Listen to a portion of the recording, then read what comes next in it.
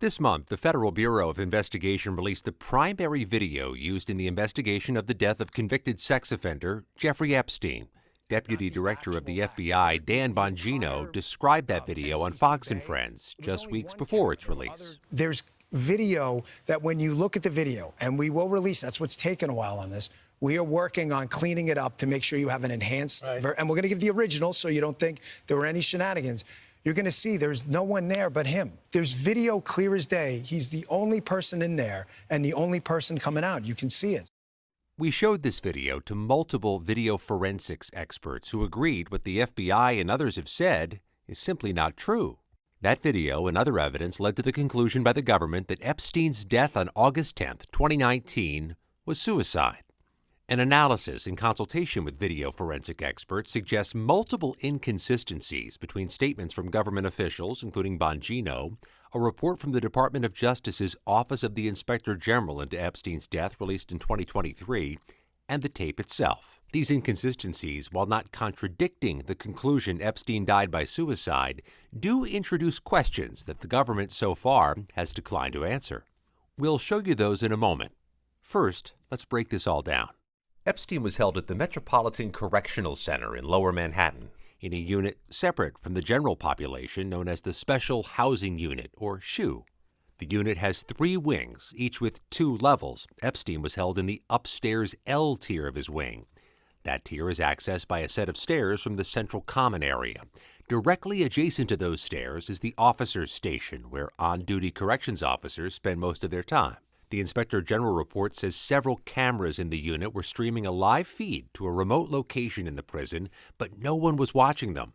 Malfunctioning equipment meant only one camera recorded the general area. That camera captured part of the common area, including the officer's station and a sliver of the staircase leading to Epstein's cell. The footage begins at 7:40 p.m. the night before Epstein's death. You can see staff and inmates moving about, preparing for the nightly lockdown. That's the officer's station in the background. Only 2 employees have been publicly identified. Tova Noel, a corrections officer pulling a double shift that began at 4 p.m., and Michael Thomas, a materials handler who won't arrive until midnight. Epstein is seen for the first and only time on camera at 7:49 p.m. when the Department of Justice said he was escorted to his cell from another wing of the unit. It's important to note here, you don't actually see Epstein ascend the stairwell to his cell block. Remember what Dan Bongino said. There's video clear as day. He's the only person in there and the only person coming out. You can see it. Let's zoom in and play that again in slow motion. Here's the sliver of stairs. Epstein is here with his escort, and they walk off screen. When the FBI released the video, they said anyone entering or attempting to enter the tier where Epstein's cell was located from the common area would have been captured by this footage. But with the primary entrance here, the pathway from the entrance to the stairs is completely out of view of the camera. For the next hour or so, corrections officers and inmates are seen moving about, preparing for all prisoners to be locked down. At 8:21, another inmate is seen being escorted toward the stairs leading to Epstein's cell area. No movement is detected on the stairs again. By 8:24, all of the inmates appear to have been taken to their cells. Noel told the Inspector General she visited Epstein's cell at about 10 p.m.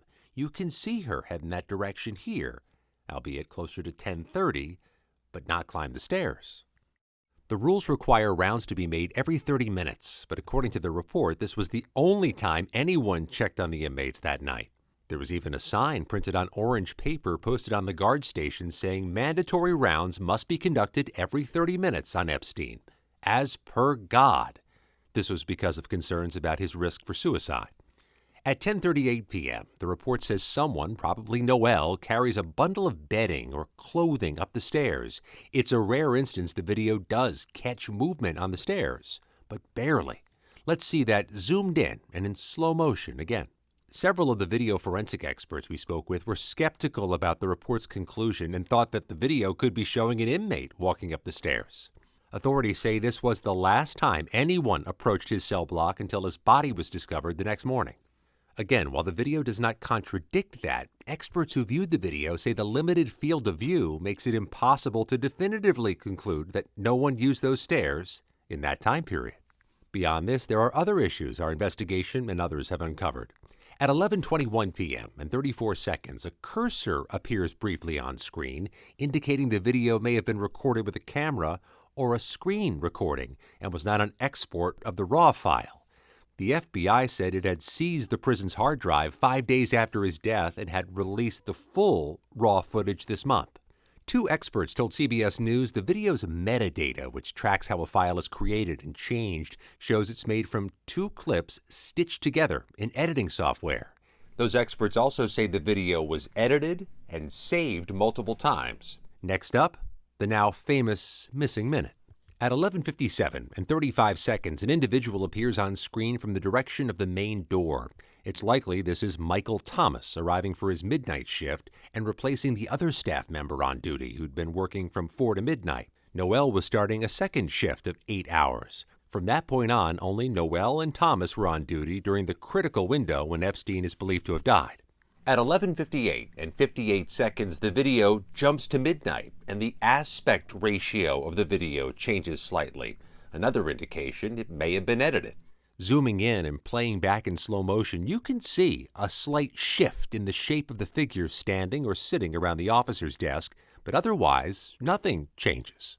Attorney General Pam Bondi attributed the missing minute to a nightly reset of the security camera system. There was a minute that was off the counter, and what we learned from Bureau of Prisons was every night, they redo that video. It's old, from like 1999, so every night the video is reset, and every night should have the same minute missing, so we're looking for that video to release that as well, showing that a minute is missing every night. That additional video has not been released, and a government source has alleged to CBS News the FBI and other agencies are in possession of the full, unedited footage.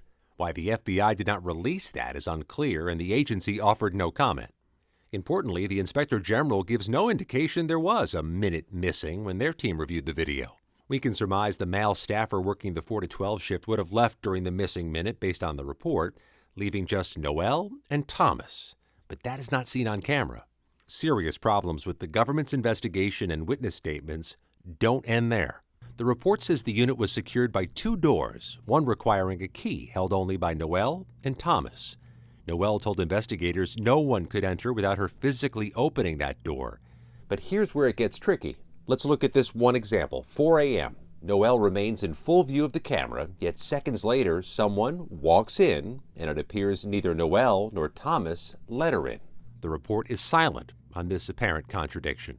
And even if there was no other key, both Noel and Thomas had ample opportunities to let someone in. At least a half dozen times, one or the other of them exits the camera frame in the direction of the door, all without explanation. We shared this with our forensic experts who agreed there was no way to conclusively determine from the video whether an unseen visitor was or was not let into the Epstein unit, although both Noel and Thomas have said no one else entered. At 6:22, either Thomas or Noel walk off screen again and reappear carrying food trays, breakfast for the prisoners. At this point, based on the autopsy results, Epstein is believed to already be dead. According to Thomas's account, he arrived at Epstein's cell to deliver his breakfast and found him in a seated position, his buttocks an inch from the ground, held up by a torn sheet tied to the bunk bed in his room. At 6:30, someone rushes in from off camera, according to the report. This was Noel returning to the desk to call for help after Thomas discovered Epstein. Epstein's body was quickly removed from the cell. Only Noel and Thomas witnessed him hanging. At 6:40 a.m., the video ends. Epstein's body is not seen being removed. Both Thomas and Noel have said they played no role in Epstein's death. They were charged with falsifying documents, but those charges were dropped as part of a plea deal. Additional clarification could come from a second camera mentioned in the report. It recorded an elevator bank in the same unit, although the report stated that it did not cover areas that would have included access to Epstein's cell. It would at least show a missing minute. We reached out to the Department of Justice to see about obtaining that footage. They referred us to the FBI, who referred us back to the Department of Justice. Neither Thomas nor Noel responded to our inquiries through their legal representatives.